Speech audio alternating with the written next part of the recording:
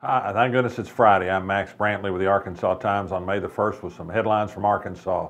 Governor Asa Hutchinson loves task forces, or maybe he'll call them a working group. He's got another one. This one is on highway spending. Where are we going to get some money to build more highways? Well, we could perhaps build a smaller system of state roads. That would be one thing, but that's not likely to win much favor among rural legislators who like to have a bit of pavement very close to their homes. So they're going to study what to do. It's really very simple. They can either raise taxes or they can take existing tax money away from other purposes, which creates problems of its own. You know, this is the 5th task force the governor has created. We've got one on the Common Core curriculum. We've got one on the private option, Obama Medicaid expansion. We've got one on criminal justice. We've got one on doing a better job of teaching computer science in high schools. All of these are good things. None of these things, it seemed to me, are things that can be done without money to improve or expand the services we're already offering. And this from an administration that's cut taxes once and has a legislative majority that wants to cut taxes some more. At some part, we're going to have to be realistic that these things can't be done without money. They can't be done just by magic or on faith alone. Speaking of faith, a man of great faith, or so he says, Mike Huckabee is going to announce for president Tuesday in Hope.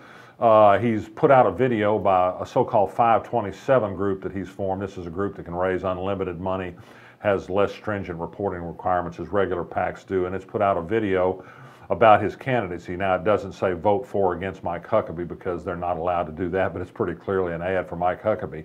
He touts himself as somebody who beat the Clinton machine and cut taxes. Well, he didn't run against the Clinton machine, and he actually raised taxes, and we were actually glad when he did raise taxes because it went to schools and health care, and that was a good thing. But he's going to rebrand himself, as they say in the trade these days.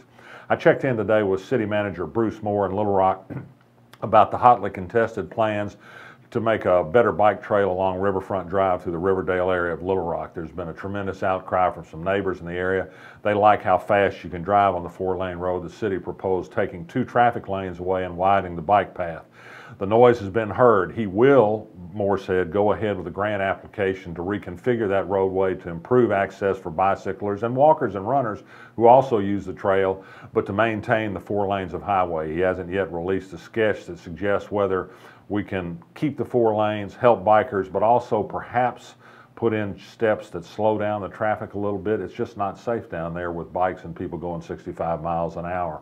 There was big news in Baltimore today that really does have a local angle. They announced that Freddie Gray's death at the hands of police was a homicide. There are going to be 6 Baltimore police officers charged, perhaps as high as 2nd-degree murder. The ACLU of Maryland issued a statement cheering the fact that in a state where police are rarely charged in police contact crimes, that they welcome that justice was done. Too often, police are extended the presumption of innocence the Constitution grants, but not people in minority, poor communities who are hassled for petty crimes and sometimes end up in desperate circumstances for arrest for very minor offenses.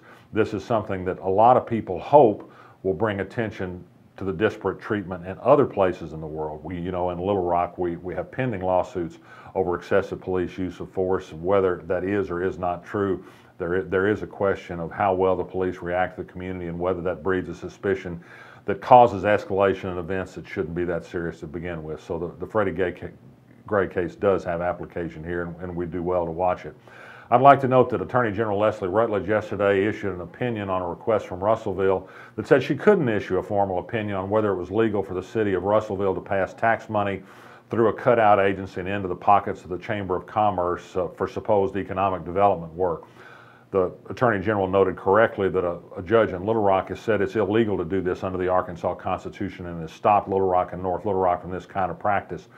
That was the proper course for the Attorney General, not to encourage Russellville to keep to do it. In light of that court opinion, the legislature is going to try and change this and legalize these kind of payments with the constitutional amendments on the ballot in 2016. But the cloud that hangs over that for now perhaps will discourage these illegal contributions between now and then anyway. The Chambers of Commerce, of course, do some economic development work, but they do it with or without the tax money. And they also spend a lot of their time lobbying for corporate interest legislation, which is not always in the interest of the public.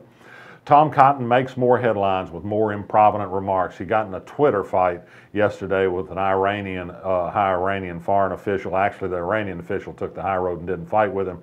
Cotton called him out and challenged him to a debate and more or less called him a coward for not serving in the war. You know, as a Republican, you get into dangerous ground when you call people chicken hawks. The Bush administration was full of people such as Vice President Cheney, who loved a good war but took every step they could take when they were of age to stay out of it themselves.